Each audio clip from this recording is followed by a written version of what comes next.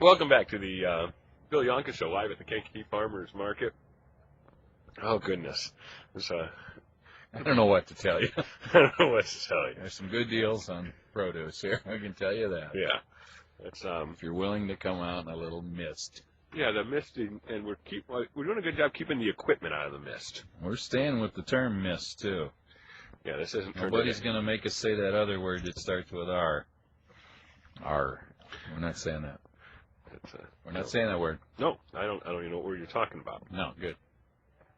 Because they'd make us clean up the radio equipment and put it away if we said that word. If we say that word, yeah. So right now, it's just the other words we're using. It's a little misty. Yep, a little misty rain.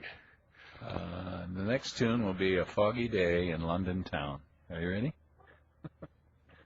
She keeps shaking her head no on the radio. It doesn't work on the radio. The second half of the program today, we will have the radio dramas we have for this week. Uncle Paul, what can you say about those? Well, we have an exciting adventure with the cops of Mallard City, and we have our never-ending love story, which love is a never-ending story, I guess.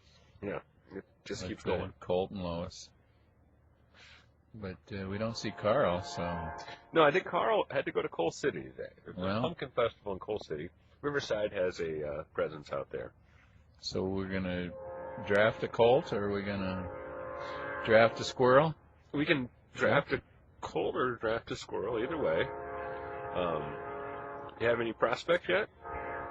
Well, Will has worked with us before. Will is good, yeah. He's done some work, so I'm sure he could play either part if we tell him a little bit about the character's background, you know. Yeah. We will. And, I could do it. Or no, that doesn't work for you. Well, we could let him do the announcer if you want to play Colt or Squirrel. Well, and in the Clyde one, you have to be yourself. Okay. Well, you could play Squirrel on the other one if you want to.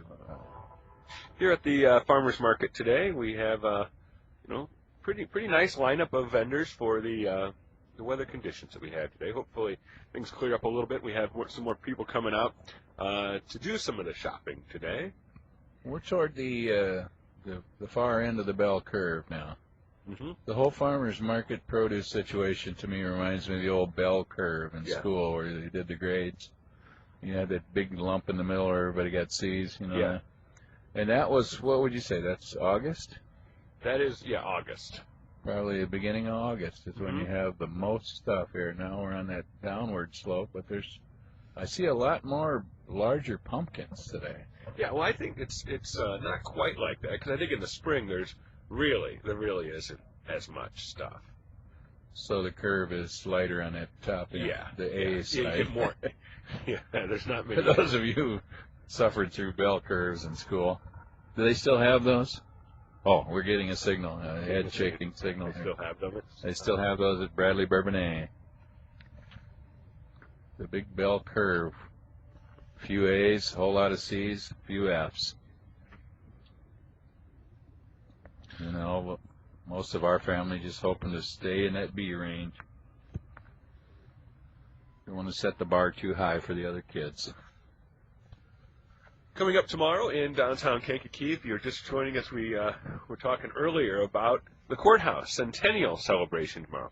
And did you realize that the architect of the courthouse, I'm drawing a blank on his name right now. Yeah. But you can learn all about him tomorrow. Tomorrow to be there. And he worked with Louis Sullivan, also worked with Frank Lloyd Wright. Yeah, Louis Sullivan was Frank Lloyd Wright's original mentor, and he was studied under Wright at the same time. He was like Mr. Chicago, Louis Sullivan. He was the one that said, "Form follows function," and that's been an architectural, what is it, credo or whatever? It's a credo, truism, whatever. Form follows function. It needs to look like what it does. There's a famous story about some people that designed one of those studio sets, you know, with a kitchen. Yeah. The modern kitchen. modern kitchen, very modern. Everything's sleek, modern, built in. And they had a little grease fire, and they couldn't find the fire extinguisher because it was blended into the design so well nobody could find it. You know, this is what you want to avoid. Things should look like what they are. And I would say the courthouse in downtown. The courthouse looks like it's been there longer, doesn't it? Yeah, it looks.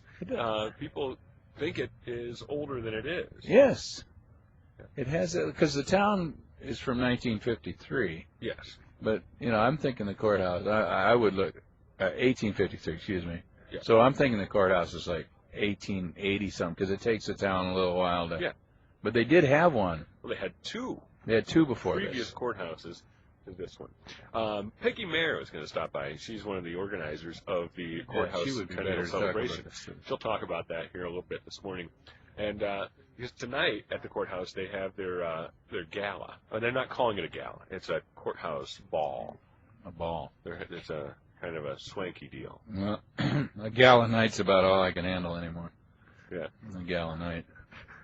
But the old courthouse, remember? Well, you don't remember the old courthouse in Joliet. No. But the new one doesn't look like a courthouse at all. No, the new it's all all office building. It's all modern, yeah. Mm-hmm. What was the old one? The old one looked like a courthouse. I had to plead a case there once on a speeding ticket, and I lost. Well, it wasn't speeding; it was an accident in Aurora, but I lost. But they did lower my fine because I was a college student, made a good case. Showed up. Yeah. Well, that's when my 55 Chevy went from a 4-door to a 2-door after that wreck.